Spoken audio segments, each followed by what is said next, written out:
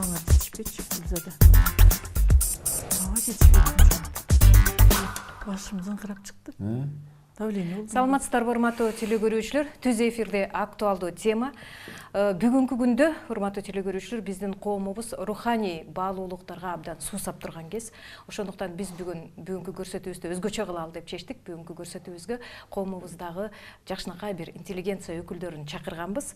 Урматтуу телекөрүүчүлөр, сиздер дагы биздин маекке кошулсаңыздар болот. Адаттагыдай эле студиябызда түз телефондор иштеп турат. Мына ошол телефондор аркылуу сиздер бүгүнкү биздин тема боюнча студиябыздын конокторуна өзүңүздөрдүн суроолоруңуздар болсо, же болбосо кандайдыр бир комментарийлер болсо дагы кошулсаңыздар болот. Ал эми студиябыздын конокторун сиздерге тааныштырып кетсем, Топчугүл Шайдуллаева, жазуучу жана коомдук ишмер, жана дагы Искендер Ормон уулу Кереге фондунун жетекчиси. Адегенде эле мен эфирди баштап атканда эле сиздерге ыраазычылык билдирип койгум келип атат. Себеби абдан бир чындыгында эле убактыңыздар өтө тар болуп жатканына карабастан убакыттап келдиңиздер, биздин көрүүчүлөр менен жакшынакай маектешүүгө даяр болуп турасыздар. Ошон үчүн адегенде сиздерге ыраазычылык билдирип коеюн дагы. Анан сөздү адегенде бүгүнкү биздин темабыз атайын руханий баалуулуктар деп аябай бир жогору алып аткандан кийин ушу руханий баалуулуктар жөнүндө бир жалпы кыскача элдерге түшүнүк берип туруп, андан ары сөзүбүздү улап кетсек. Топчугүл айым, сизде баштай берели. Руханий баалуулуктар бул ошол улутту улут кылып турган, адамды адам кылып турган, деги эле ушу коомдук өнүгүүгө жол көрсөтүп турган, маяк болуп турган баалуулуктар, бул руханий баалуулуктар. Биз эгер ушу руханий баалуулуктарыбызды сактай алсак, өнүктүрө алсак, ошону баалай алсак, ошону көрө алсак, биздин экономикабызда дагы өнүгүү болот. Ал маяк болчу нерсе. Руханий баалуулук бул эмне? Бул көркөм биздин адабиятыбыз, искусствобуз, биздин салт саналарыбыз, биздин маданиятыбыз, биздин адеп, ахлак, иманыбыз, үрп адаттарыбыз. Ушунун баары биздин ошол руханий баалуулуктарыбыз болуп саналат. Эми бүгүн ошол руханий баалуулуктардын тегерегинде эмнеге сөз кылышыбыз керек? Себеби экономикабыз артта калды. Биз бүгүн социалдык элдин жашоо абалы начар деп эле биз көбүнчө ушу жөнүндө көйгөйлөрдү көп көтөрөбүз дагы. Руханий баалуулуктар коомдогу кайсы бир адамдардын гана бир көйгөйүндөй болуп, кайсы бир топтун гана ишиндей болуп калды да. Чындап келгенде руханий баалуулук менен биз жашайбыз да. Ал биздин жашоо нормабыз болуш керек. Ал бизди жол көрсөткөн бир маяк болуш керек. Ошондуктан бүгүн биз экономиканы деле, коопсуздукту деле баары менен кошо руханий баалуулукту алып жүрүшүбүз керек. Ал адамдын жүрүм турумуна таасир эткен нерсе, коомдогу жасаган иштерине таасир эткен нерсе, анын мекенчилдигине таасир эткен нерсе, анын ынсап, ыйман, напсисине таасир эткен нерсе. Ошондуктан бул руханий баалуулуктун кризиси экономикалык кризистен дагы өтө орчундуу болуп турган нерсе, коркунучтуу нерсе да. Биз ириде биринчи кезекте руханий кризиске кабылбашыбыз керек. Руханий кризисти оңдоо өтө татаал. Экономикалык кризисти биз 5 жылда, 10 жылда оңдоп алышыбыз мүмкүн. Руханий кризиске кабылсак, бул көптөгөн мезгилди талап кылат. Бул кооптуу көрүнүшкө алып келет. Түгүл улуттун улут катары дагы жашап кетиши дагы жашап кетишине мындай кедергисин тийгизип коюшу мүмкүн. Потому что анткени себеби улуттун белгилери, менталдык өзгөчөлүктөрү бул биринчи кезекте ал руханий баалуулугунан көрүнөт. Ал экономикасынан көрүнбөйт. Искендер мырза. Ооба, албетте. Сиздерге ушундай олуттуу теманы да козгоп атканыңар үчүн алдын ала рахмат. Себеби азыр баалуулук эмне дегенде бир гана конкреттүү баалуулуктар коомдун ичинде эң алдыга чыгып турган учур. Же болбосо акчалай, же болбосо ошол финансылык баалуулуктар, же болбосо мүмкүнчүлүктөр баалуулук катары эстелген учур. Негизинен баалуулук бул Топчугүл эже да айтып кеткендей, адамды адам кылган негиздер десек болот да. Буну илимпоздор ар турда айтат экен. Анан мага ушул Эйнштейндин айткан баалуулук боюнча айткан, өзү физик болгонуна карабастан, ушу философ билесиздер, ушул баалуулук боюнча айткан сөзү аябай эсимде калыптыр да. Ал айтат, адамзаттын баалуулугу бул ошол баалуулук үчүн бир нерсесин курмандыкка чала алган нерсе дейт да.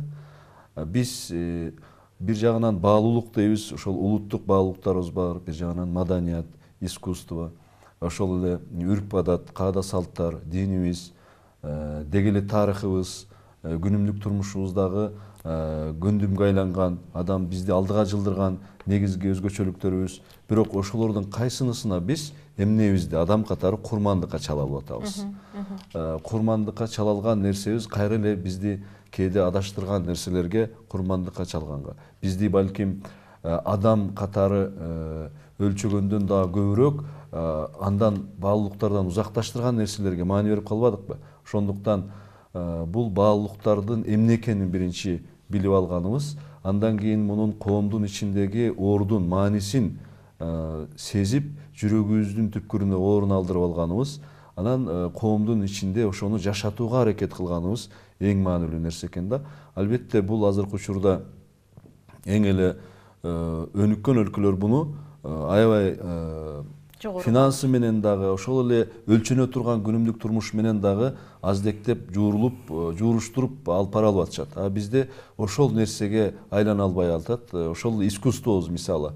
Ал биздин улутту бир жеринде кооздогон гана кошумча нерсе катары, улутту улут кылган негизги өзөк эмес катары бир көрүлүп атат. Же болбосо биздин искусствобуз ар түрдүү музыкалык болсун, жалпы эле кол өнөрчүлүк болсун, башка негизги маданиятыбызды маданият кылган. Же болбосо ошол адабиятыбыз, мисалы азыркы жазмакерлер, адабиятчылар дагы муну өзүнүн жон тери менен сезип атат.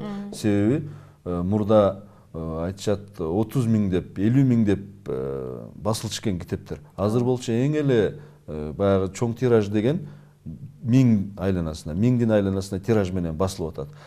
Демекки коом ошол биздин баалуулук деген, баалуулуктун булактары деген нерселерге бир аз кайдыгер калып аткан учур.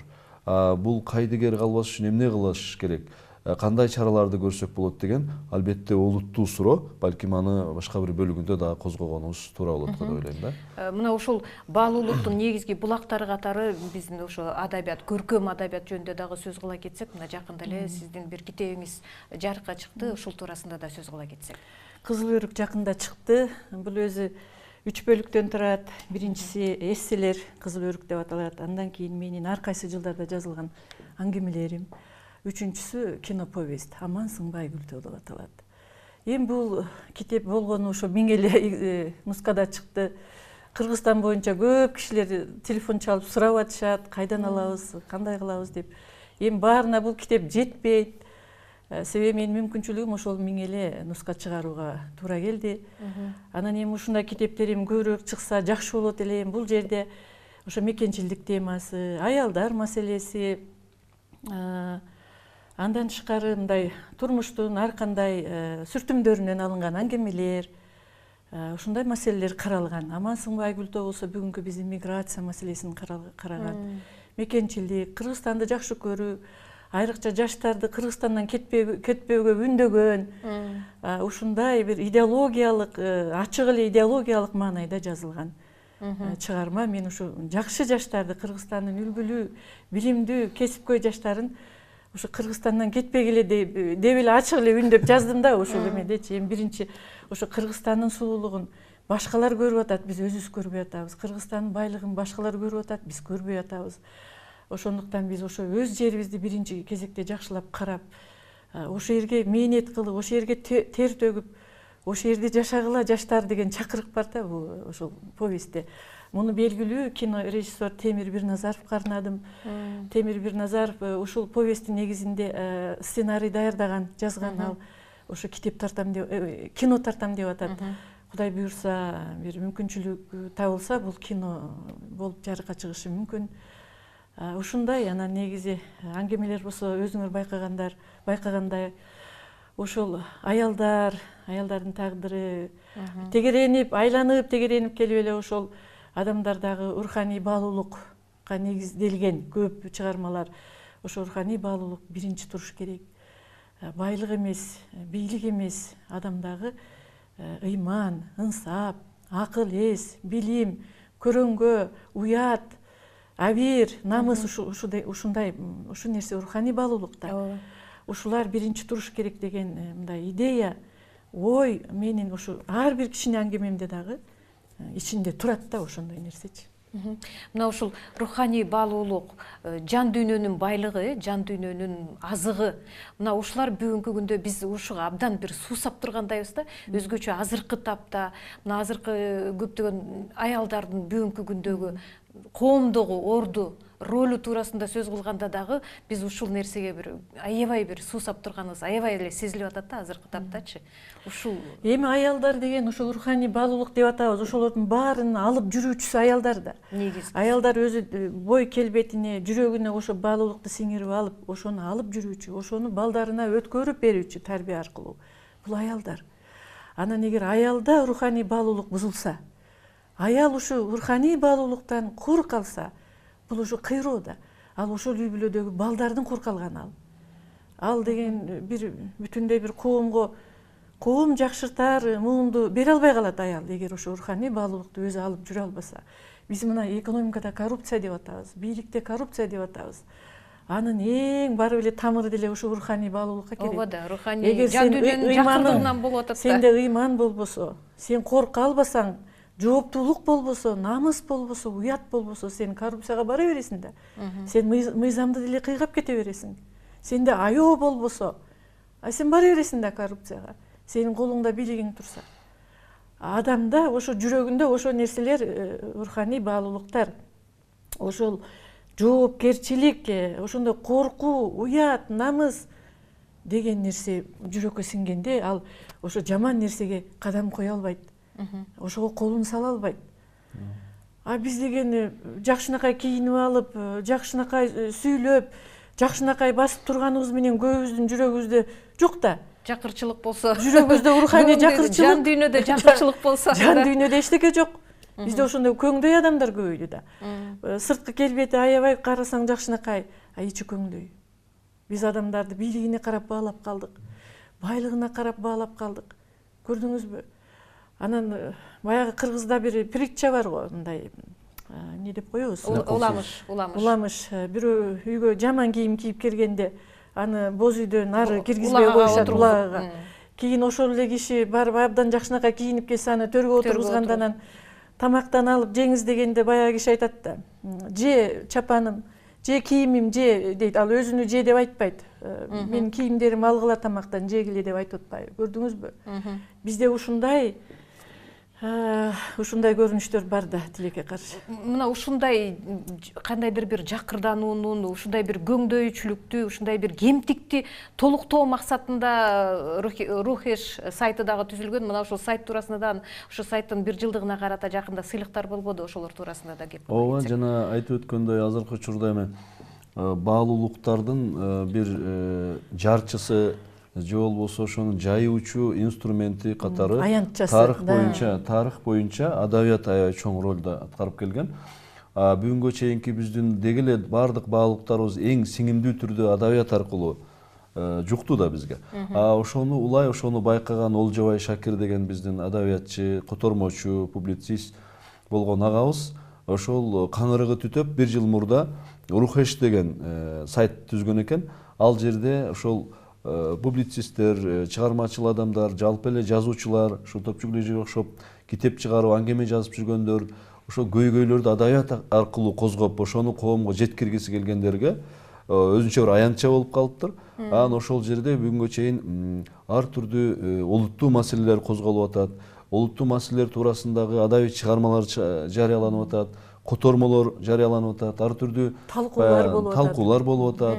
Анан ошондой бир белгилүү бир конкурстар уюштурулуп, мисалы котормо боюнча, ошол эле аял заты боюнча чыгарылган ыр жыйнактары же болбосо ырлардын, чыгармалардын жарышы дегендей уюшулуп келиптир. Анан ошол жакында 1 жылдыгы болду. 1 октябрда ошонун тушоо кесүүсү, 1 жылдык тушоо кесүүсү болуп, ал жерде ошол биздин интеллигенциянын калың бир катмары катышып, ошол жерде өздөрүнүн сөзүн айтып, бунун чоң бир аянтча болуп калганы мындан дагы көп түкүрсө көл болот болуп, бүтүн адабиятчылар, чыгармачыл адамдар, жалпы эле коомдун көйгөйлөрүн өзүнүн кандай бир инструменти болуп ошо менен козгогусу келгендерге бир чоң мүмкүнчүлүк экени айтылып, анан ошонун түзүүчүсү Олжобай Шакирге, колдоочуларына, жалпы эле ошого катышып жүргөн жалпы чыгармачыл адамдарга аябай бир чоң неме болду да, алкыш айтылды.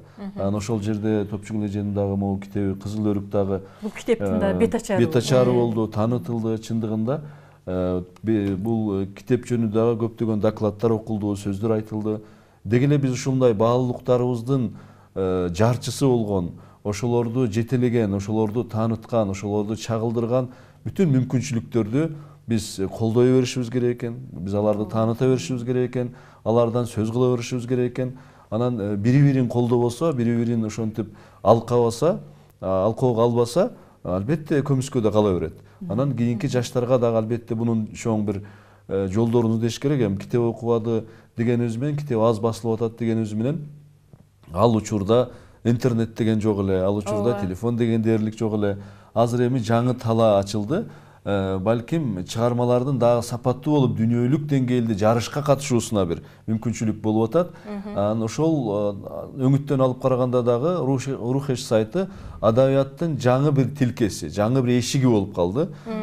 Бүтүн баары окуй алат, айылда болсун, тоодо болсун, башка өлкөдөгүлөр болсун, сөзсүз эле бир китеп аркылуу бир баягы китеп дүкөнүнө барып, ал жерде жок болуп калса, андан куру жалак калбай, дайыма эски чыгармаларындагы жана ошону менен бирдикте талкууларды дагы кошо бир таанышуу мүмкүнчүлүгү болот. Ошол жагынан чоң мүмкүнчүлүк бул Рухеш сайты. Руханий эш деп аты дагы ошол колдоо болуп атат да. Анан ал сайтта электрондук китептер жайгашкан. Анан аудио жазылып мындай окулган китептерди дагы коюп коюшкан да. Аны укса да болот. Ал жерден окуса да болот. Архивинен алып дагы көп чыгармаларды окуса болот.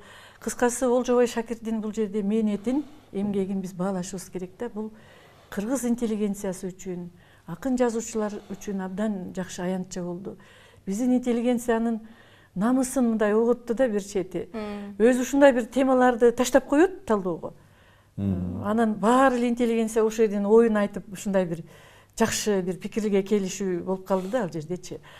Анан жакында ошол сайттын бет ачарында Рухеш өзү мындай бир сыйлыктарды негиздеди да. Себеби анын максаты ушу кыргыз коомунда ушундай бир руханий баалуулуктарды боюна сиңдирип, ошону элге жайылтып, ошо руханий баалуулук үчүн күйүп бышкан адамдардын аты коюлган сыйлыктарды бүгүнкү күндөгү ошо иштеп аткан адамдарга берүү жөнүндө болду да кеп.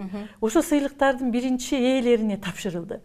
Ал сыйлыктар Салижан Жигитов атындагы Улуу Табири сыйлыгы, Эшенбай Абдыразаков атындагы Руханий эш деген сыйлык.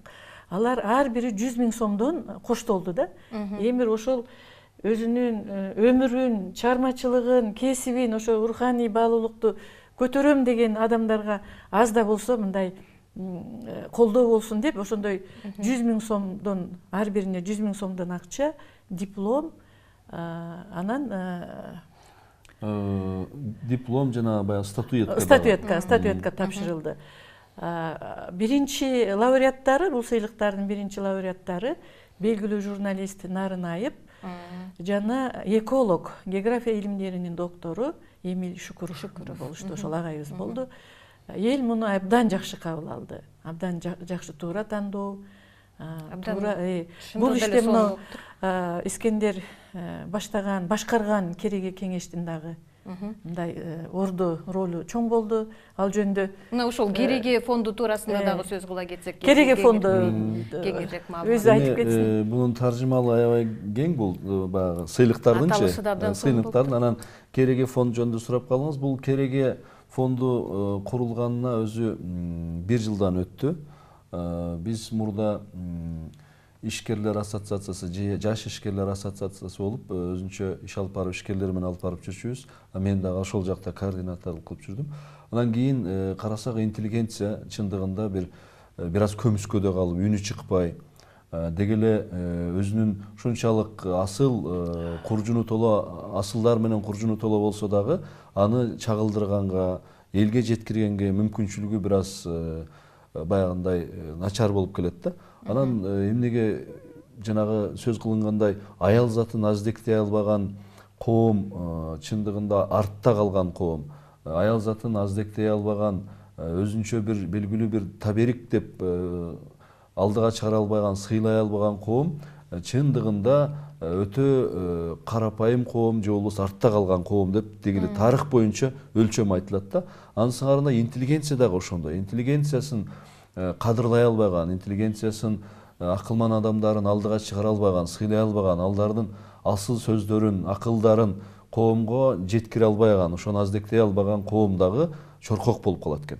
Биз ошону эске алып, Кереге фонду деп түздүк. Мындан мурда Диалог Евразия деп деп иш алып барчу бир фонд бар эле, биз менен өнөктөш. Анан биз алар белгилүү бир себептер менен өздөрүнүн ишине пауза берип атканда алар менен кеңешип, ошол жерде топтолгон бүгүнгө чейин интеллигенттер үчүн очок болуп калган мүмкүнчүлүктү улантып кетели. Бул эми Кыргызстандын ишкерлеринин да колдоосу менен, Кыргызстандагы атуулдардын өзүнүн карым катнашы менен уланып кетсин деп, ошону Кереге фонду деп түздүк. Кереге жалпы адамзаттык баалуулуктар деп, аты дагы адамзаттык баалуулуктарга таянган. Анан анын ичинде Кереге кеңешибиз бар. Анын бир бөлүгү катары аксакалдарыбыз, ушундай интеллигенциянын алдыңкы өкүлдөрү, белгилүү бир тематикаларда адис болгондор, ошол жерде кеңешип, өздөрүнүн пикирин айтып дегендей.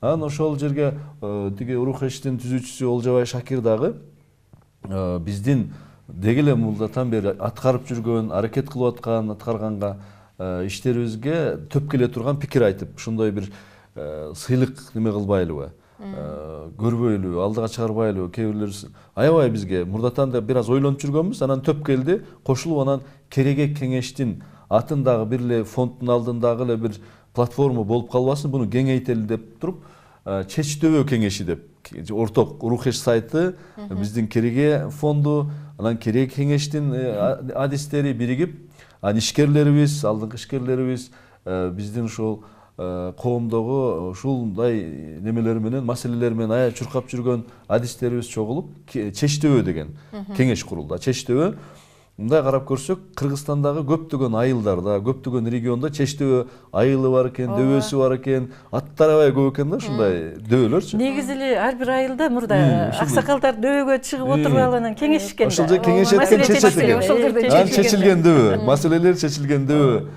Символикалык аты менен Чечтөбө болду. Анан ошол жерде сыйлыктар белгиленди. Анан атагысы келбеген ишкерлер ушул сыйлыктын баралы болсун, бир аз баркы болсун дешип, 100 000 сомдон коюшту ар бирине. Себеби биз жөн эле статуэтка карматып койбойлу, дипломуну берип койбойлу, бир жагынан дагы финансылык дагы бир көмөгү болсун дешип, ошондо 100 000 сомду дагы аркасына аркалап беришти.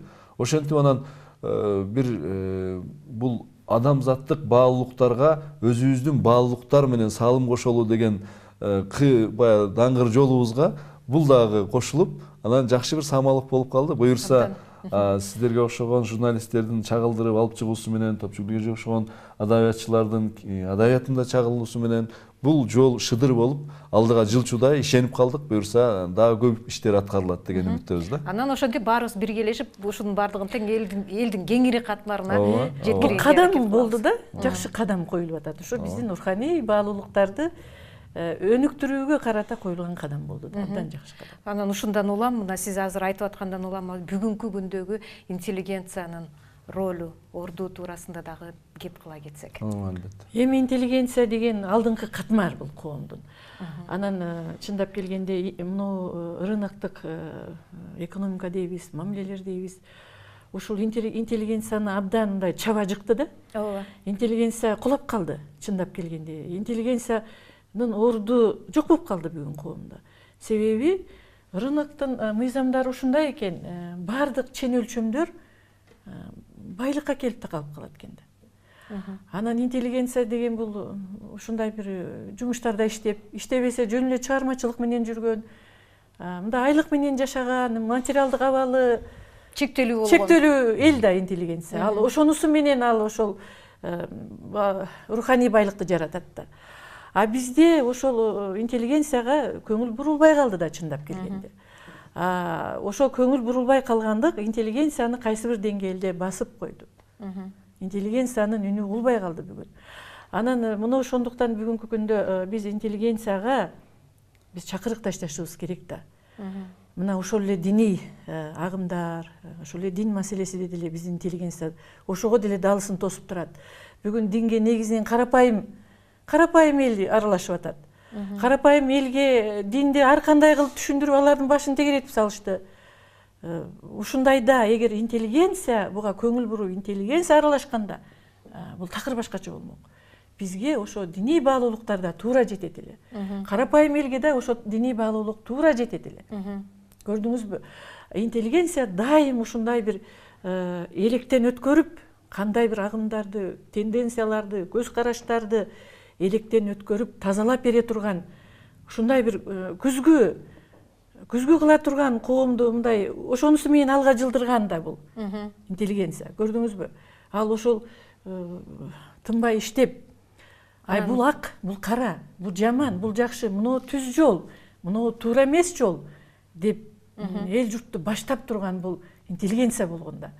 Бүгүн интеллигенциянын үнү көп жерде угулбайт. Көрдүңүзбү? Ал интеллигенциянын ордун башка катмар ээлеп калды бүгүн. Көрдүңүзбү? Эмне жаман? Псевдоинтеллигенция башка катмар ээлеп калды. Башка катмар ээлеп калды. Биз ошол жана кичинекей сыйлыктарыбыз менен болсо деле ушундай кадамдарыбыз менен интеллигенцияны көтөрүшүбүз керек. Интеллигенция өзүнүн эзелки ордуна келиш керек. Коомдун алдыңкы катмары деген ордуна келиш керек да интеллигенция. Анан ошо сиз айткандай баягы ар бир нерсе боюнча, ар бир көрүнүш боюнча жакшы көрүнүш болуп атабы, анча-мынча калпыс нерсе болуп атабы, жаңылыштык болуп атабы, ошо ар бир нерсе боюнча интеллигенция сиз айткандай добул кагып туруш керек эле да. Жол көрсөтүп туруш. Жол көрсөтүп. Мына бүгүн көбү мындай пассивдүү эмеге өтүп алышты, позициягачы. Мына азыр ушундай бир саясий бүгүн азыр учурлар жүрүп атат күндөр. Көп интеллигенция азыр унчукпай отурат. Көрдүңөрбү? Үнү жок интеллигенция. Алар бир айдакталган нерсеге аралашып кетип атат. Ушул жаман да. Биздин көп билимдүү кишилерибиз, ушундай бир парасаттуу, көрөңгөлүү кишилерибиз, алар эмне үчүн мындай бүгүн өздөрүнүн пассивдүү алып отурушат, ошону түшүнүш кыйын да. Бул биздин доордун проблемасы көйгөйү да бүгүнчү. Мискен мырза, сиздин оюңуз? Эми интеллигенция өзү бизге окшогон бир аз авторитардык тилкеден өткөн коомдордо интеллигенция деп айтылат экен да, өзүчө. Ушул Советтер Союзунан калган эме экен. Анан буну Ишенбай Абдыразаков өзү да сыйлыгы өзүнүн атына аталган. Ишенбай Абдыразаков да китебинде буну интеллигенция деп интеллигенттер деп айтсак деп айтыптыр да. Анан бунун өзгөчөлүгү интеллигенция бир идеологиянын камчысын чапкан, ошону гана туура деп турган бир ролу болуп калыптыр бул белгилүү учурдачы. Бул Союздун учурунда. Союз учурунда. Анан азыр дагы ошонун запкысын, ошол учурда пайда болуп калган имидждин азыр дагы запкысын бир жагынан чегип атат да, интеллигенттер катмарычы. Анан албетте интеллигенттер баягы өнүккөн коомдордо болгондой баардык тармак боюнча баардык нерсени билген мүмкүн эмес. Эми белгилүү тармактарда өзүнүн адистигин да алдыга чыгарып, коомду туура багытка багыттай алган ченем өлчөмдөрдү сунуп туруучу бир алдыңкы коомдун катмары болуп эсептелет экен да. Булар адабият тармагы боюнча, философия боюнча, күнүмдүк турмуш боюнча, деги эле адамзат жашаган баардык тармак боюнча. А бирок азыр чындыгында Советтер Союзу кулагандан кийин бизде бул мурдагы интеллигенттердин жашап келген шарты башкачараак болсо, мамлекет менен кошо баардыгы эле нерсе мамлекеттик болчу да. Анан интеллигенттер деле мамлекеттик экен да. Эми азыр баардыгы рыноктук болуп, рыноктун ичинде жарыш болуп, анан бир жагынан жаңыдан бир өлчөнгөн, жаңыдан сыналган бир талаага чыгып атат да интеллигенттер дагычы. Анан мен ойлойм бир жагынан аябай кыйынчылык өткөн учурду өткөрүп, эми жаңы дүйнөлүк жарышка чыга турган мүмкүнчүлүктү алып атат интеллигенттерчи. Себеби өздөрүнүн пикири менен, өздөрүнүн сунушу менен, өздөрүнүн акылы менен бир эле Кыргызстанга эмес, дүйнөгө сунуш бере ала турган, проблемаларын чечүүгө салым кошо ала турган мүмкүнчүлүккө да ээ болуп атат. Ошондой боло турган болсо, мына кечээ эле Нобель сыйлыгын алган Япон улутундагы адамдай болуп, Нобель сыйлыгына дагы ээ болгон мүмкүнчүлүктөргө ээ болчудай болуп турат. Бул биз сыйлыкты ошо белгилегенде эмне үчүн Салижан Жигитов жана Ишенбай Абдыразаков атындагы деп аталды да, себеби биздин интеллигенттердин негизги үлгүсү ошолор экен. Интеллигент деген өзү белгилүү пикирге аябай каныккан, ошону жакшы билген, ошону дагы өзүнө таандык ар тараптуу аргументтер менен бышыктай алган, анан ошол пикир үчүн бирөөгө алданып кетпеген, белгилүү байлыкка, бийликке же болбосо белгилүү мансапка, белгилүү жеке кызыкчылыктарга алданып кетпей, ээрчип кетпей, ошол пикирдин аркасында аябай тикесинен тик тура алган бир адамдарды айтат экен негизги сүрөттөмөсү. Чындыгында бул прототип, бул сүрөттөмө Ишенбай Абдыразаковдо дагы, Салижан Жигитевде дагы аябай ар тараптуу түрдө болгон. Анан мындан аркы жаш интеллигенттерге бир тараптан таанытуу, бир тараптан дагы үлгү, ошо болгубуз келсе, ошондой болсок, ошонун модели да, мындайча айтканда, интеллигенттердин модели катары. Мындан ары ошондой пикири болгон, сунушу болгон. Мына азыр китептерин окусак, ошол китептерин япончого которуп атышат, кытайчага которуп атышат, Ишенбай Абдыразаков, орусчага которуп атышат, басылып атат, өтүп кеткен болсо дагы. Салижан Жигитевдин китептерин мисалы түрктөр ээрчип жүрүп, өздөрүнүн тилине которду, башкага которду. Мындайча айтканда, керектүүлүгүн сезип, өздөрү аркасынан ээрчип, мамлекет эмне кылат, же болбосо коом эмне кылат мени дебей, алар сатып алып атат. Өздөрү ошону өзүнө керек үчүн колдоп, коштоп, таанытып кетип атат. Буюрса, мындан аркы ушул жаңы электрондошкон талаада дагы интеллигенттерибиз өздөрүнүн күчүн, акылын чоң жарышка кошуп, мындан ары ошол арышы кенен болуп, бул тармакта да өз ийгиликтерин бере алат деген үмүттөбүз. Себеби жаштарыбыз азыр андан байкалып, ал жагынан сыналып, алдыга чыгып аткандары дагы аз эмес. Буюрса, элибиздин уучу кур эмес бул жагынан дагы чоң үмүттөбүз ушул сыйлыктардын да символу менен алып караганда. Жакшы, мындайча айтканда, баягы эксперттер, эксперттердин школасы деп коелу, эксперттердин мектеби. Себеби деген ар бир нерсе боюнча өзүнчө бир кесипкөй, ошол тармакты абдан жакшы билген, ошол эле тармакты мындай ар тараптан анализдей билген анан туруктуу көз карашы бар, туруктуу позициясы бар, анан баягы пикирин улам өзгөртпөгөн, ушундай баягы билимдүү адамдар ушундай болуш керек да. Анан баягы муну китепте ушул жерден бир мисал айткым келет. Молдо деген бир аңгеме бар, ошондо Сулайман Тоодогу молдо акчаны берип койсо, биринчи мындай чачы кесилген, европача кийинген аялдар ошо Сулайман Тоого киргенде жактырбайт да, ал молдонун ошол жерде шейхи жактырбайт. Силер ушундай жолуңар жок, ушундай шымчан болуп бул жака эмне кирдиңер? Ыйманыңар жок, силер жакшы эмессиңер, бул жакты силер басканга болбойт деп ушундай капа болот да, анан жаман көрөт, жактырбайт. Андан кийин бул ошол Бабурдун үйүнө барып, анан бул киши ошол жерде кичине дуа окуп, бата окуп, анан элден тыйналат экен да. Анан булар да барат дагы, анан ошол жерден бул кишиге бата окутуп, анан булар да тыйын берет да. Булар болгондо дагы доллар менен көп берип коюшат да. 4 аял аябай көп акча берип коет молдого. Анан молдо аябайлар жактырбай атканда, жаман көрүп атканда аябай. Бай акчаны алгандан кийин ал таптакыр өзгөрөт да. Көз карашын сап берди. Таптакыр өзгөрүп, тим эле аларды ошол жерден бала чакасынан өйдө сурап, кайсы жерден келгенин сурап, аларга гид болуп, ошол жерде Сулайман Тоону бүт кыдыртып, тим эле кетиргиси келбей, тим эле бөйпөлөктөп жиберет да. Эми карабайсызбы, бул жердеги ушул аңгемеде ошондой сүрөттөлөт да. Эми бул ошо бир эле мисал менен. Бир эле мисал. Эми ошол бүгүнкү молдолор кандай? Бүгүнкү ошол жерде өзүнү шейхмин деп ошол ыйык тоону эме ошол жерде иштеген молдо ошону да туруктуу позиция болбой атпайбы? Ыйык тоону эш тутуп, туткан ошол жерде баягы өзүн ошол жерде иштеп, ошол жерде акча таап дегендей. Баарыга ишенип, анын окуган, элдин баары аны кадырлап аздиктеп отурса, батасына акча берип, ошого сыйынып атышпайбы ага? Сыйынган молдобуз, анан ошол жерден позициясын өзгөртүп атпайбы? Карабайсыз, эми бүгүн мындайлар абдан көп. Ал биздин жашообуздун көрүндөшү да кадам сайын. Ал молдол эмес, ал биздин чиновнигибиз деле, ал биздин интеллигенциябыз деле, ал бир образ менен күндө көрүп турчу нерсени бериптирсиз да. Эми бул жалпы эле адамзаттын бул трагедиясы болсо керек да. Эми биз ушундайдан арылышыбыз керек.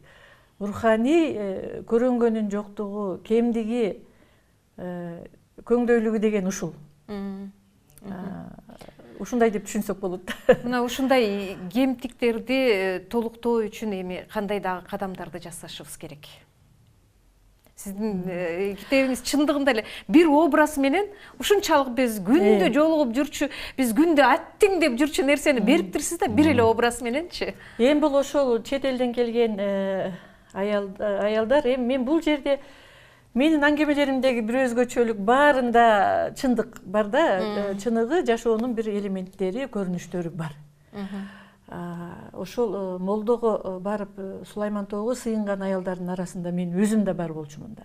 Бул чындык. Бул аңгемеде эч кандай апыртуу, кошумча, алымча жок. Мен болгон чындыкты баягы жазуучу катары эмес, социолог катары эле мындай бир реалдуу эле сүрөттөп койгом да. Ушундай нерсе болгон. Бул Британиядан келген Дүйнөлүк банктын эксперттери менен мен ошол жерге баргам. Анан алар баягы акчанын деле ченемин билишпейт да. Эми бул ушундай бата тилеп атат, жакшылык тилеп атат. Биз дуа кылышыбыз керек, бата кылышыбыз керек дегенден анан алар баягы бири $100, экинчиси дагы ушунтип берип коюшту да. Карабайсыз, көрсө бир байкуш молдо мындай акчаны бир ай, 2 айда да таба албайт экен да ал жердечи. Эми бул аңгемелердин негизинде көбүндө ошо мен башында да айттым, азыр да айткым келет. Негизи эле адабияттын вазипасы, көркөм адабияттын вазипасы, негизи эле искусство чыгармаларынын вазипасы бул адамды тарбиялоо. Адамга руханий баалуулук жаратуу, адамды жаман жолдон мындай жакшы жолго үндөө, бир жашоодо жарык чачуу, коомду жакшыртуу, ушундай вазипаны аркалайт да көркөм чыгармалар. Ушу менин чыгармаларымдан кайсы бир деңгээлде адамдар тарбияланса, таасирленсе, ушу каармандар эсинде калса, окурмандардын кандайдыр бир деңгээлде ошолорду бир жакшылык жолго үндөсө, мен абдан өзүмдү бактылуу сезет элем да. Ал ошо жазуучунун ийгилиги болот да. Ооба. Чыгарма ошон үчүн жаралат да. Ал коомду жакшыртыш керек да. Ошондуктан биз коом жакшыртар, адамдардын пейил мүнөзүн өзгөртөр, жакшы жолго үндөгөн, тарбиялаган чыгармаларды көбүрөөк жаратышыбыз керек да. Бунун өзү бир идеология деп деле айтсак болот. Бирок адамдын жашоосунда ал идеология сөзсүз болуш керек. Бул адамзат өнүгүш керек да. Идеология болмойун өнүгүү болбойт. Ошондуктан биздин адабиятта дагы, көркөм чыгармачылыкта дагы ушул маселе, ушул озуйпа көңүл борборунда жазуучулар колуна калем алганда эле ошондой нерсе туруш керек да. Эми эмне кылыш керек дегенде, мен ойлойм, биринчиден адамда бир нерседен коргонуш үчүн коркуу сезими берген, жараткан. Же болбосо ач экенин, ачкалыктан өлүп калбаш үчүн ачка калуу сезимин берген. Же болбосо ошол денебизде терибиз аркылуу ошол жердеги ысык суукту, ооруну, сыркоону сезүү мүмкүнчүлүгү берген. Ошону коргонобуз.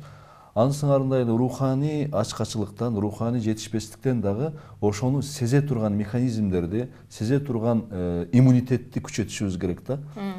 Бул дегендик биздин ошол баалуулук экенин билип, бул жоголуп кетсе, bundan куру жалак калсак, мындан узак калсак, өтө чоң жоготуу экенин, мындан чок аябай бир кемсинүү экенин, же болбосо ушунчалык бир кемип кала турганыбызды сезе билсек, андан кийин ошого жараша чараларын да ойлонобуз. Чараларына келгенде албетте бул сезүү дагы, чаралары дагы эң башта биздин билим берүү тармагы аркылуу, билим берүү айдыңы аркылуу, ошол тала аркылуу өнүгөт да. Азыркы коомдо эч бир эл билим берүүсү өнүкпөй сайын өнүккөн эмес. Экономикалык дагы, социалдык дагы, анан эң эле маанилүүсү ошол руханий жактан да өнүккөн. Ошондуктан билим берүүбүздү аябай сапатын, ошонун мазмунун, ошонун дагы азыркы дүйнөлүк жарышта алгылыктуулугун дайыма байкап арттырышыбыз керек. Буга бир эле мугалимдерге, бир эле мамлекетке таштап койбой, анан билим берүү процессиндагы мектептен гана турган бир процесс экен, окуя экен дебей, жашоо боюнча үйрөнө турган бир процесске айландырышыбыз керек. Бунда ким кирет? Ата эне кирет, буга мугалим кирет, буга коомдук ишмер кирет, мамлекеттик жетекчилер кирет, искусство чеберлери кирет, журналистика тармагы кирет.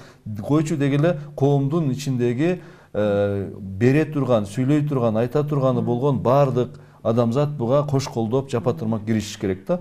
Анан ошондо гана биздин бул азык заттарыбыз дайыма толуп турат, анан дүйнөлүк жарышка чыгуу мүмкүнчүлүгү менен болот деген түшүнүктү айткым бул келет. ошо руханий баалуулуктардын жоокерлери деп айтсак болот да. Жоокерлери болуш керек да, себеби кайсы бир катмар ушул ишти алып барыш керек да. Азыр Искендер мырза абдан чоң маселени көтөрдү. Биз бүгүн көбүбүз билебизби ошо руханий ачкачылыгыбызды сезебизби?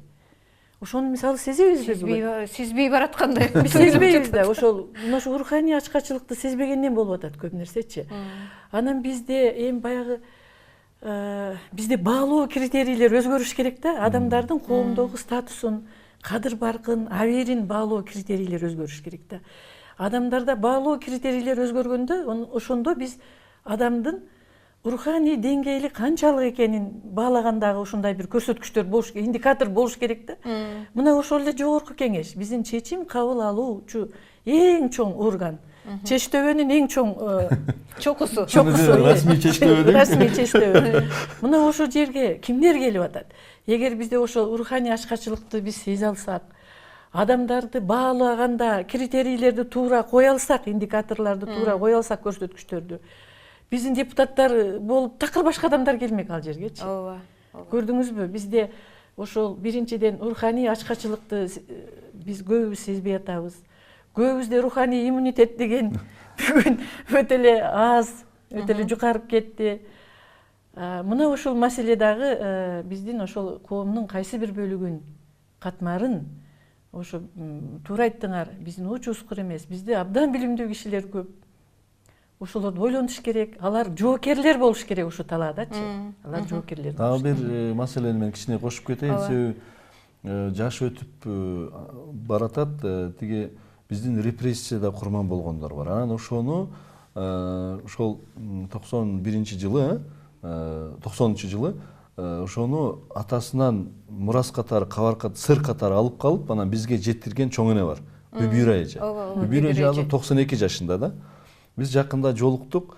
Анан ошондо аябай кыргыз элине, жалпы эле элибизге сабак боло турган бир сөздү айтты да. Ал айтат: эч нерсеге кайдыгер болбойлу дейт да.